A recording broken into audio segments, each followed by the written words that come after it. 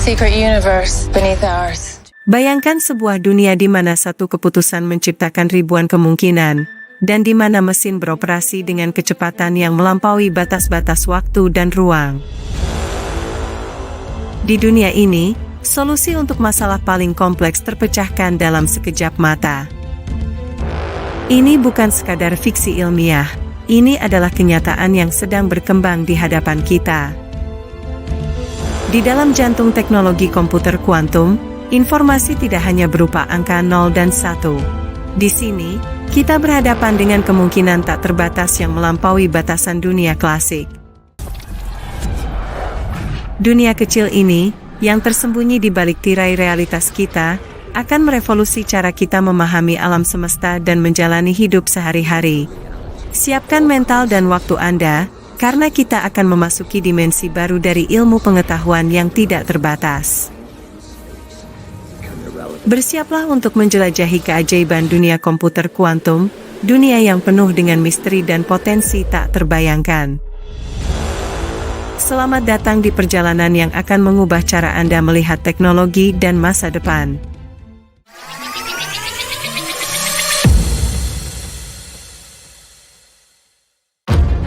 We always love doing the unexpected with Scott Lang. Jika kalian pernah menonton Ant-Man, kalian pasti ingat bagaimana Scott Lang memasuki alam kuantum, tempat hukum fisika biasa tak lagi berlaku.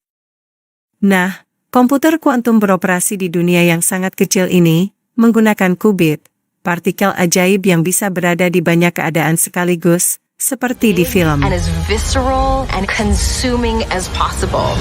Audiences are going to watch this and go, I can't believe this is happening. It's going to be bonkers. Tetapi sabar dulu guys, sebelum melanjutkan lebih jauh, tahan semangatnya.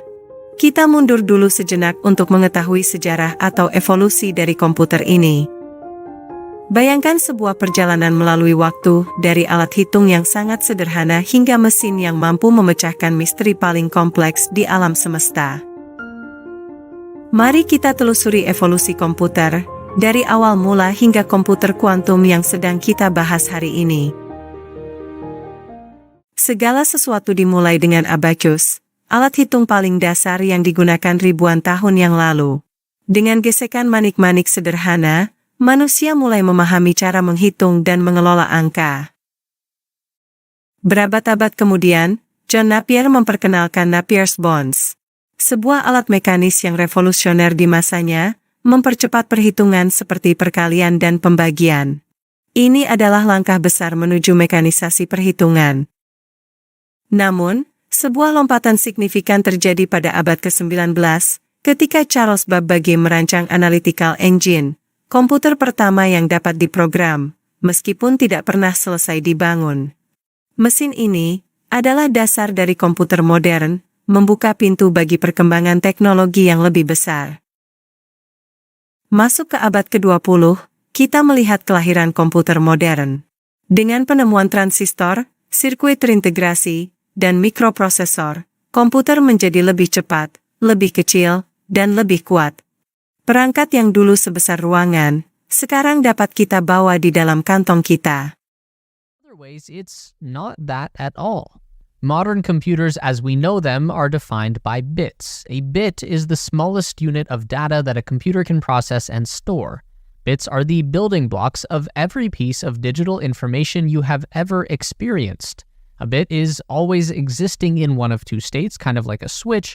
This is why we say that computers speak a binary language. The state of each bit is typically represented by either a 1 or a 0. Berbeda dengan bit klasik yang hanya dapat mewakili satu nilai pada satu waktu, 0 atau 1, qubit memiliki kemampuan luar biasa untuk berada dalam beberapa keadaan sekaligus. Ini disebut superposisi.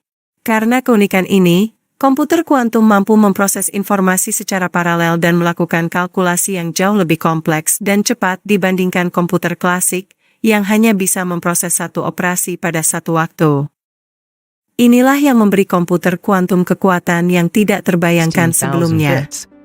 Expand to a system with 500 entangled qubits, and you now require more classical bits than there are atoms in the known universe. This is exactly what Feynman meant when he said that classical computers weren't scalable for simulating quantum mechanics. Di dunia kuantum, hukum-hukum fisika berubah, dan hal-hal yang tampak mustahil menjadi mungkin. Bayangkan seperti Tony Stark, yang menggunakan teknologi canggih untuk menyelesaikan masalah besar dalam sekejap. Komputer kuantum beroperasi pada level itu, tetapi jauh lebih kecil, lebih kompleks, dan lebih kuat. Mereka memanfaatkan fenomena kuantum untuk memecahkan masalah yang tidak dapat disentuh oleh komputer klasik, membuka pintu menuju solusi yang sebelumnya hanya ada dalam imajinasi. Berikut ini adalah penjelasan sederhana, namun memukau yang disampaikan oleh Profesor Michio Kaku. Mouse navigates a maze. It is painful.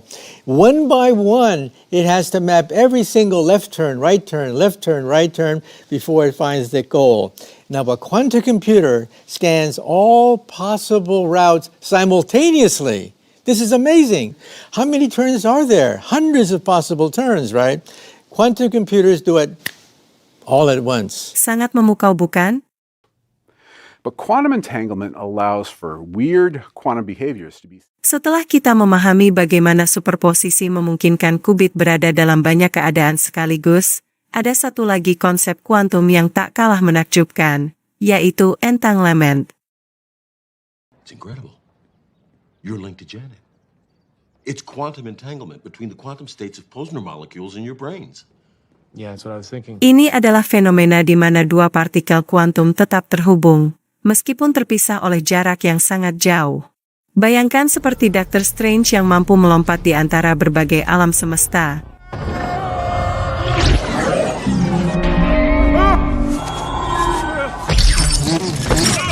Partikel kuantum dapat berinteraksi dan saling memengaruhi, bahkan ketika berada di lokasi yang berbeda secara fisik. Easy peasy.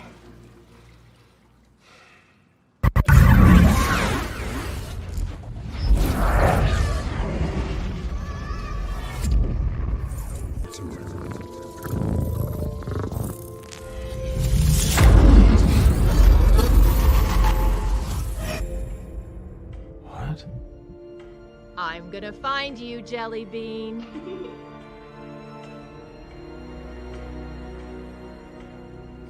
I found you. You always find me, Mommy. What the hell? Entanglement ini memungkinkan komputer kuantum untuk bertukar informasi secara instan, menghadirkan potensi pemrosesan data yang jauh lebih cepat dan efisien. Bersama dengan superposisi, kemampuan komputer kuantum menjadi jauh melampaui apa yang mungkin dilakukan oleh komputer klasik, memberi kita alat untuk memecahkan masalah besar di berbagai bidang ilmu pengetahuan. Can travel so fast. Well, there were some people, including Einstein, who thought that this wasn't so mysterious after all, and travel faster than light. Yeah, you heard me right. Faster than light. That blew Einstein's mind, too. Pada awal abad ke-20, banyak ilmuwan yang meragukan fenomena yang dikenal sebagai entanglement kuantum ini, termasuk Albert Einstein. Pada tahun 1935, Einstein, bersama dengan dua rekannya, Boris Podolsky dan Nathan Rosen, menerbitkan sebuah makalah yang dikenal sebagai Paradox EPR, Einstein-Podolsky-Rosen Paradox, pertanyaan mendalam tentang pemahaman fisika kuantum pada saat itu, khususnya mengenai fenomena entanglement. Dia menyebut fenomena ini sebagai spooky action at a distance, dan berpendapat bahwa ada sesuatu yang tidak lengkap dalam teori kuantum.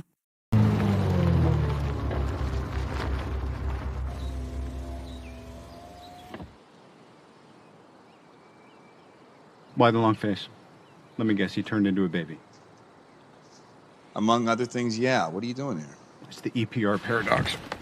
Instead of pushing Lang through time, you might have wound up pushing time through Lang. It's tricky, dangerous. Kita tidak akan menjelaskan lebih lanjut tentang topik ini pada kesempatan sekarang, karena pembahasan mengenai entanglement dan fisika kuantum secara keseluruhan berada di luar cakupan video ini.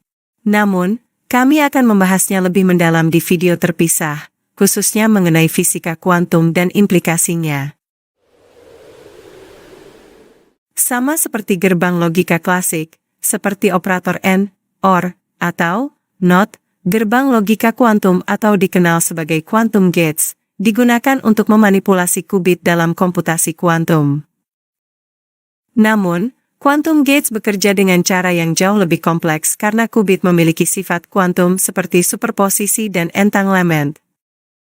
Gerbang logika kuantum memungkinkan qubit memasuki keadaan superposisi, di mana qubit bisa berada dalam keadaan 0 dan 1 sekaligus. Mereka juga dapat menciptakan entanglement, di mana dua qubit tetap saling terhubung, bahkan ketika dipisahkan jarak yang jauh. Selain itu, quantum gates memungkinkan pengukuran pada qubit, yang memungkinkan kita mengambil hasil dari proses kuantum tersebut. Salah satu perbedaan utama antara gerbang logika klasik dan kuantum adalah bahwa gerbang logika kuantum bersifat reversibel. Berbeda dengan gerbang klasik yang umumnya tidak bisa dibalik, seperti operasi AND atau OR, quantum gates dibalik, artinya Anda bisa mengembalikan qubit ke kondisi awalnya dengan membalik operasi yang dilakukan. This is with the Planck scale, which then triggers the Deutsch proposition. Can we agree on that? In layman's terms, it means you're not coming home. I did. No, you accidentally survived. It's a billion to one cosmic fluke. And now you want to pull a, what do you call it? A time heist? Yeah. Bayangkan Tony Stark menggunakan komputer kuantum di laboratoriumnya. Dengan kecepatan pemrosesan yang revolusioner, komputer kuantum ini mampu menyelesaikan perhitungan yang biasanya memerlukan waktu bertahun-tahun hanya dalam hitungan detik. Ketika Tony menghadapi tantangan besar, seperti menemukan alat yang dapat menembus alam kuantum untuk melakukan perjalanan waktu, komputer kuantum menjadi alat yang tak ternilai harganya. Misalnya, Tony berusaha menciptakan teknologi yang memungkinkan perjalanan waktu dengan memanfaatkan prinsip-prinsip fisika kuantum. Komputer kuantum membantu Tony menganalisis dan mensimulasikan berbagai teori dan model kuantum yang rumit, mencari cara untuk membuka jalan menuju dimensi waktu yang berbeda. Dengan kemampuan komputer kuantum untuk memproses dan menghitung variabel kompleks dalam skala yang belum pernah ada sebelumnya, Tony dapat mempercepat proses penemuan dan eksperimen, mengatasi tantangan ilmiah yang sulit dipahami dalam waktu yang jauh lebih singkat. Dengan kekuatan komputer kuantum, Tony Stark tidak hanya memperluas batas-batas inovasi ilmiah, tetapi juga membuka kemungkinan baru untuk mengeksplorasi dan memahami konsep perjalanan waktu dengan cara yang benar-benar revolusioner.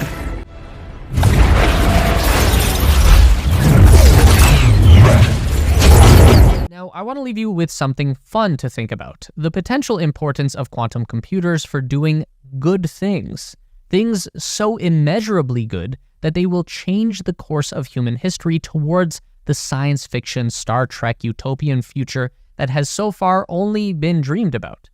Komputer kuantum memiliki potensi untuk merevolusi berbagai bidang berkat kemampuannya melakukan komputasi dalam skala yang jauh lebih kompleks dan cepat dibandingkan komputer klasik.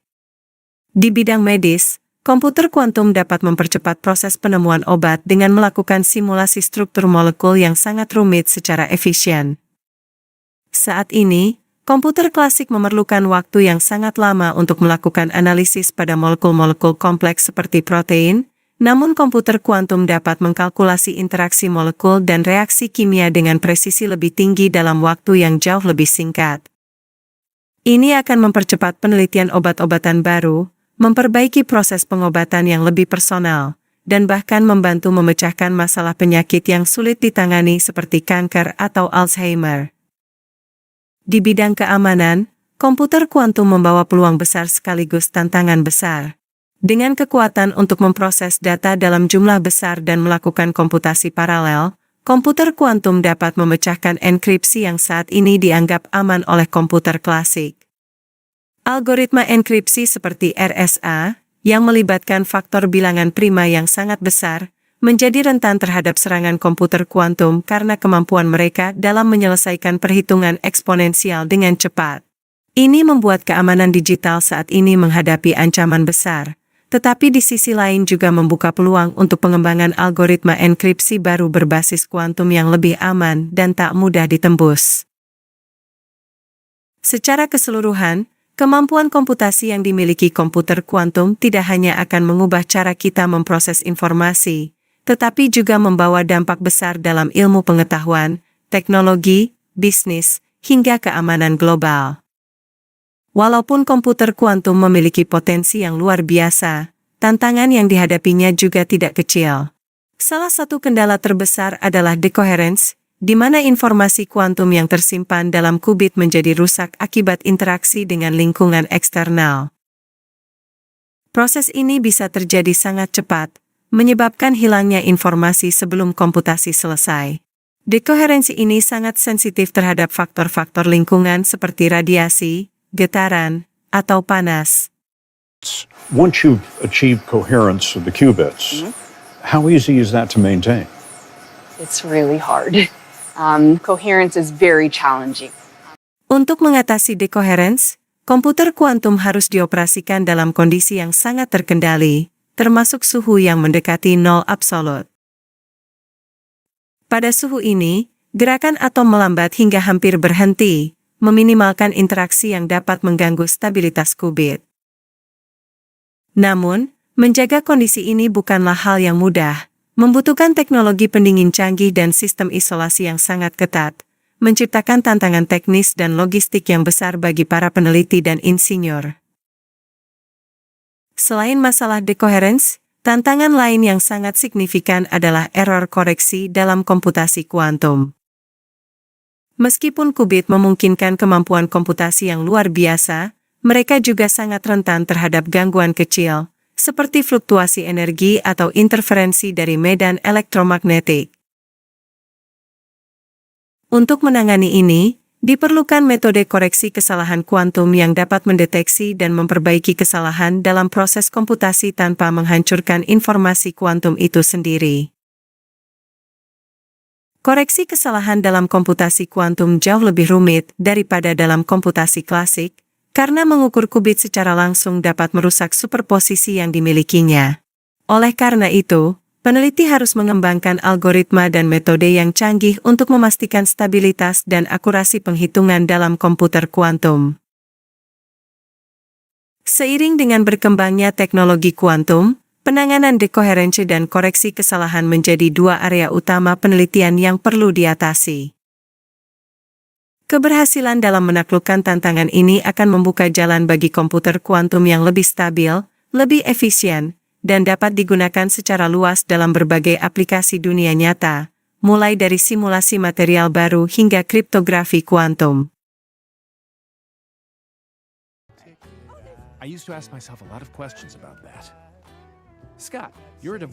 Sekarang, kita telah menjelajahi dunia komputer kuantum, dari prinsip dasar hingga aplikasi masa depannya. Jika kalian punya pertanyaan tentang teknologi ini atau ingin tahu lebih banyak, tuliskan di komentar di bawah. Jangan lupa untuk like, subscribe, dan bagikan video ini untuk terus mengikuti petualangan teknologi kita. Siri, could you call Stephen Hawking? Calling Stephen Hawking.